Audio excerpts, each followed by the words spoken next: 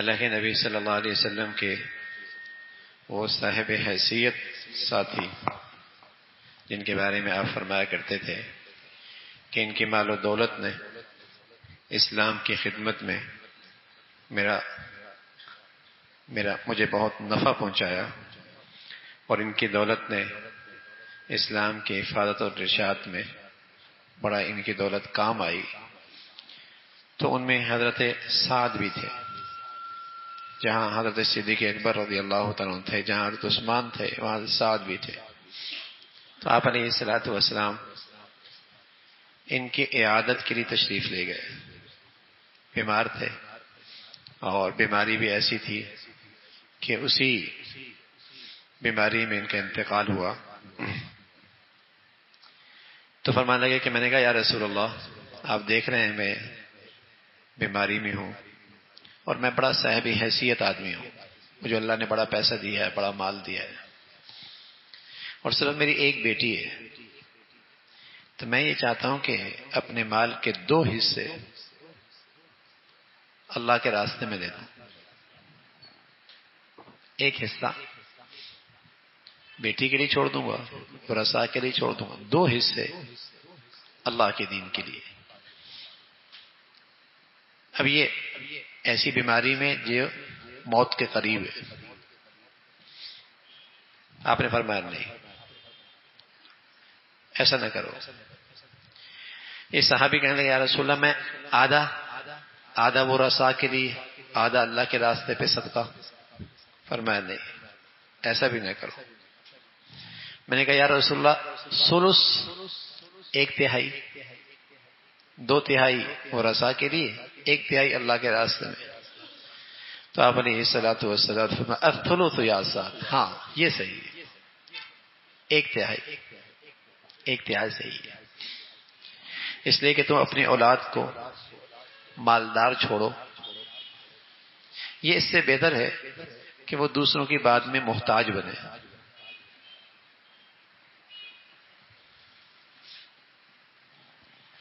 اور پھر تم اگر اپنے گھر والوں پہ بھی خرچ کرتے ہو اور اس میں اللہ کی رضا کو سامنے رکھتے ہو، اللہ تعالیٰ تمہیں اس پر بھی اجر عطا فرما دیں گے، یہاں تک کہ تم اپنی بیوی کے منہ میں جو لقمہ رکھو گے اللہ کو راضی کرنے کے لیے اور حلال رشتے کی محبت بڑھانے کے لیے، اللہ تعالیٰ اس پر بھی تمہیں اجر و ثواب عطا فرمائے۔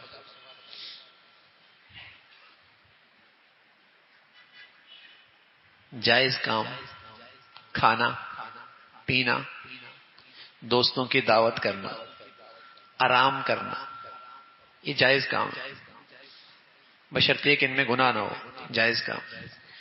لیکن اگر یہ ساری چیزیں اچھے جذبے کے ساتھ ہو جائیں کہ میں اس لیے نیند لے رہا ہوں تاکہ عبادت میں پھر نشاط ہو جائے، میں اس لیے غذا لے رہا ہوں تاکہ توانائی آئے اور پھر خوب اچھے طریقے سے کام کر سکوں، میں اس لیے دعوت کر رہا ہوں کہ ہم مسلمانوں میں آپس میں محبت رہے، میں اپنے بچوں اور بچیوں کو اور اپنے گھر والوں کو اس لیے کھلا پلا رہا ہوں تاکہ حلال رشتے میں محبت اور بڑھے، تو یہ ساری عبادت ہے، یہ ساری عبادت ہے۔ کیا خوبصورت دین اللہ کے نبی چھوڑ کے گئے ہیں کہ اپنی خواہش بھی پوری ہو رہی ہے، اپنا جذبہ بھی پورا ہو رہا ہے۔ نیند تو میری خواہش بھی ہے نا، میری ضرورت بھی ہے، کھانا میری خواہش بھی ہے نا، میری ضرورت بھی ہے نا، بال بچوں سے محبت پیار میری چاہت بھی ہے، خواہش بھی ہے، میری ضرورت بھی ہے، اہلیہ سے محبت میری خواہش بھی ہے۔ لیکن اگر ان جائز کاموں میں اللہ کی رضا کو رکھو گے سامنے، جذبہ ٹھیک کر لو گے، نیت ٹھیک کر لو گے، تو یہ سارے جائز کام بھی عبادت ہو جائیں گے۔ ناجائز کام کتنی اچھی نیت سے ہو وہ عبادت نہیں ہوتا، کہ میں سود کما رہا ہوں اچھی نیت سے کہ غریبوں کی خدمت کروں گا، روز 50-100 آدمیوں کو روز مفت کھانا کھلاؤں گا، لاکھ روپے روز صدقہ کر دوں گا، تو ناجائز کام اچھی نیت سے ٹھیک نہیں ہوتا۔ بسم اللہ پڑھ کے بلی ذبح کر دی اچھے جذبے سے تو حلال تو نہیں ہوگی نا، حرام تو حرام ہی رہے گی۔ ہاں کوئی چیز جائز ہے، اس میں گناہ نہیں، لیکن وہ اچھے جذبے سے کر رہا ہے، وہ عبادت بن جائے گی۔ سونا بھی عبادت، سبحان اللہ، کھانا بھی عبادت، بال بچوں سے محبت بھی عبادت، اپنے گھر والوں پہ شریعت کے مطابق طریقے سے خرچ کرنا بھی عبادت۔ جذبہ غلط نہ ہو، ریا، نام و نمود، نمائش، جذبہ ٹھیک ہو، عبادت۔ تو پیارے رسول صلی اللہ علیہ وسلم فرمانے لگے نانا، 2/3 نہیں، آدھا بھی نہیں، آدھا، 1/3، 1/3 خرچ کرو اللہ کے راستے میں، باقی 2/3 اپنے ورثاء کے لیے رکھو، ان کا خوشحال رہنا بعد میں محتاج ہونے سے زیادہ بہتر ہے۔ اور صحیح جذبے سے اگر تم گھر والوں پہ بھی خرچ کرو گے، اس پر بھی اللہ کریم تمہیں اجر و ثواب عطا فرمائے۔ تو ایسی بیماری جس میں موت ہے، جو موت کے قریب ہے، امید کوئی نہیں ہے شفا کی، اس میں 1/3 سے زیادہ وصیت کرنا حرام ہے۔ 1/3 سے زیادہ وصیت کرنا حرام ہے۔ صرف 1/3 تک وصیت کر سکتے، ہاں صحت میں ہے، بیماری کوئی نہیں، اب اللہ کے راستے میں آدھا مال بھی دے سکتا، بلکہ 2/3 بھی دے سکتا ہے۔ اور بعض لوگوں کے تو اللہ کے نبی نے سارا کا سارا مال بھی قبول کیا، کیونکہ اس صحت میں نا، اب یہ ورثاء کو محروم نہیں کرنا چاہ رہا، کیونکہ خود بھی قربانی پہ آ رہا ہے، خود بھی مجاہدے پہ آ رہا ہے۔ اب دیکھا کہ اب تو میرے کام کا پیسہ نہیں ہے، دنیا سے جا رہا ہے، کہہ رہا ہے اللہ کے راستے میں سارا، نہ میاں، اب اللہ کے راستے میں سارا نہیں،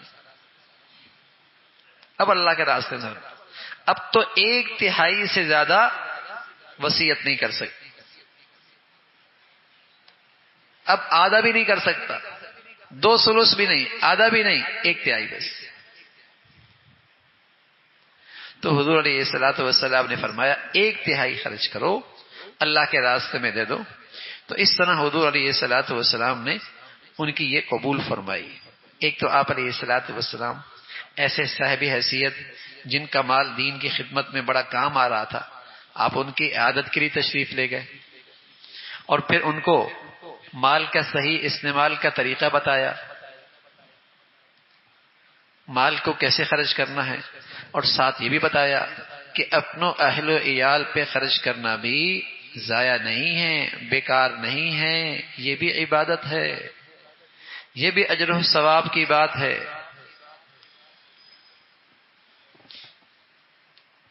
نعمان ابن بشیر فرمانے لگے کہ میری والدہ حمرہ بنت رواحہ، وہ میرے ابا سے اصرار کر رہی تھیں کہ میرے ابا میرے نام پر کوئی چیز کر دیں اور مجھے ہیبہ کر دیں۔ بیٹا کہہ رہا ہے میری والدہ میرے باپ پر اصرار کر رہی تھی کہ اس کے نام پہ یہ جگہ کر دو، جیسے ہوتا ہے نا، مائیں کہتی ہیں ہوتا ہے ایسا، بیٹی کے نام پہ یہ کر دو، اس بیٹے کے نام پہ کر دو نا، زندگی میں کیا ہے، کر دو۔ تو نعمان ابن بشیر فرمانے لگے کہ میری والدہ میرے ابا پر اصرار کر رہی تھی کہ اپنے مال میں سے میرے بیٹے کے لیے یہ کر دو۔ 1 سال تک لگی رہی، پھر میرے ابا کے دل میں آیا چلو کر دیتے، تو میری ماں کہنے لگی میں نہیں، جو تم کر رہے ہو نا اس پر میں اللہ کے نبی کو گواہ بناؤں گی۔ اس خیال سے اس نے کہا گواہ بناؤں گی، کہیں بعد میں ابا انکار نہ کر دے، لیکن انہیں کیا پتا تھا کہ وہاں تو مسئلہ ہی کچھ اور ہوگا، اس خاتون کو کیا پتا تھا کہ وہاں تو مسئلہ ہی کچھ اور ہو جائے گا۔ کہنے لگی گواہ بناؤں گی اللہ کے نبی کو جو تم اپنے بیٹے کے نام پہ کر رہے ہو۔ حضرت نعمان فرمانے لگے حضور علیہ الصلوۃ والسلام کے پاس میرا ابا بھی گئے، میں بھی اور میری اماں بھی.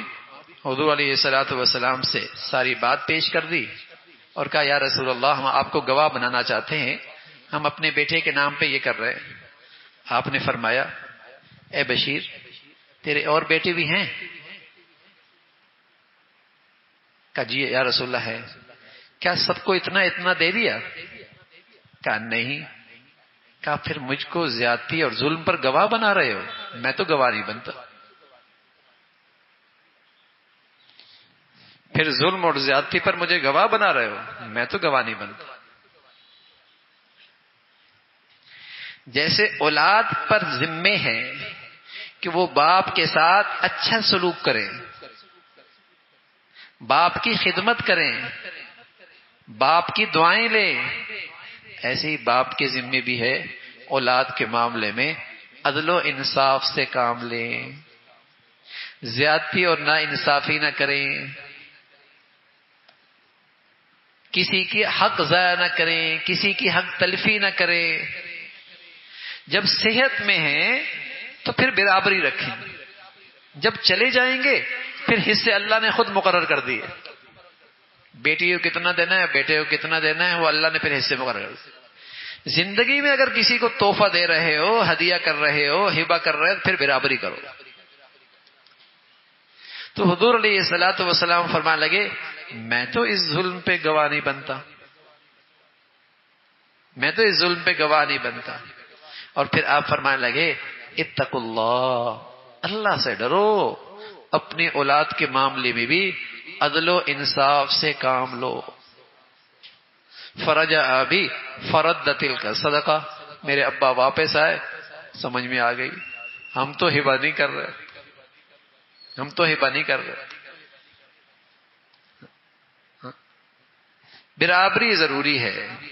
تو حضور علیہ الصلوۃ والسلام اپنے صاحب حیثیت لوگوں کو ان کی خیرخواہی میں، ان سے محبت میں، ان پر شفقت کرتے ہوئے سمجھایا کرتے تھے دولت کو اپنے لیے نجات کا ذریعہ بناؤ، وبال کا ذریعہ نہ بناؤ. اس دولت کا استعمال، اس کی تقسیم، اس کا لینا دینا یوں کرو جیسے اللہ کو پسند ہے.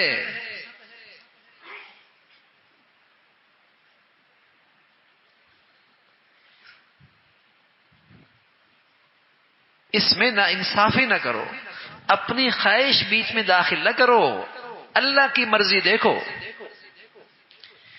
اپنی چاہتے نہ استعمال کرو، شریعت کا حکم دیکھو اور تمہاری کمائی ہو جائے گی. تمہاری کمائی ہوگی، اللہ تمہیں بہت کچھ دے گا اس پر انعام. تو حضور علیہ الصلوۃ والسلام اس طریقے سے اپنے ساتھیوں کو جو صاحب حیثیت ہوتے تھے مال کے معاملے میں، اولاد کے معاملے میں ترغیب دیتے، رہنمائی فرماتے.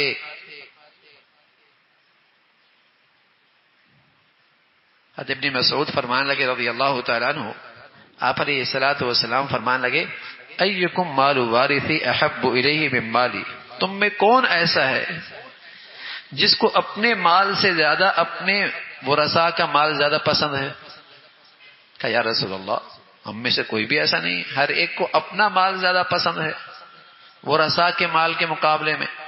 حضور علیہ الصلوۃ والسلام نے فرمایا فإن مالہ ما قدم ومال وارثہ ما اخر، بھائی تمہارا مال تو ہے جو اپنی زندگی اور صحت میں آگے بھیج دیا، جو پیچھے چھوڑا وہ سارا ورثاء کا ہے.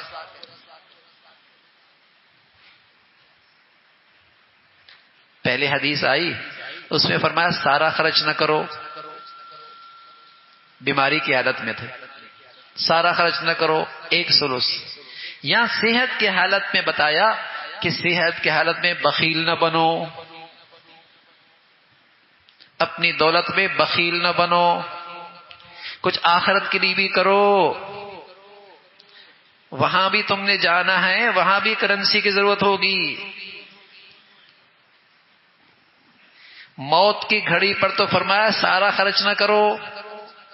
صحت کی حالت میں تعلیم اور ترغیب دی کہ جہاں جانا ہے وہاں بھی بھیجو.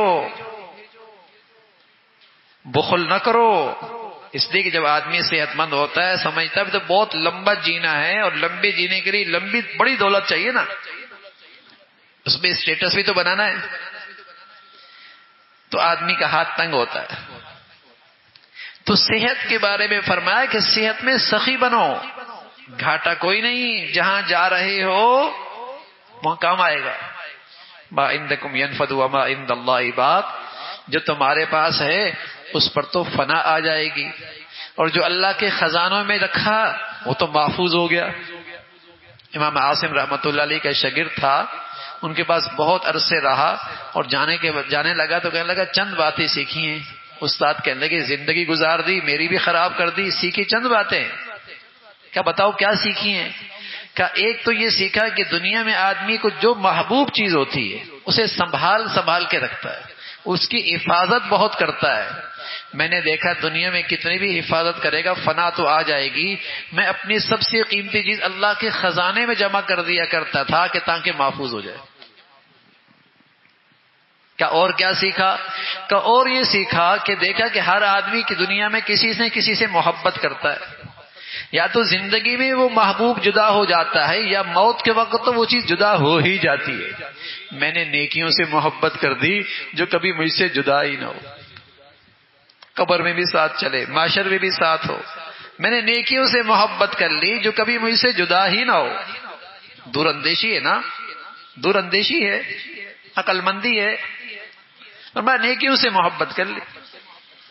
تو پیارے رسول صلی اللہ علیہ وسلم فرمانے لگے کہ تم نے جو بھیجا ہے وہی تمہارا مال ہے، کام تو تمہیں وہی آئے گا۔ جو پیچھے چھوڑا وہ رسا کی تقسیم ہو گئی، اب اس میں وہ نیکیاں کریں گے تو انہیں ثواب ملے گا، اور اگر بدی کریں گے تو تمہیں تو کوئی فائدہ نہیں ہوگا۔ تم تو اپنی زندگی میں کچھ کرتے تو اس مال میں کمائی ہو سکتی تھی، اور تمہارے لیے صدقہ جاریہ ہوتا۔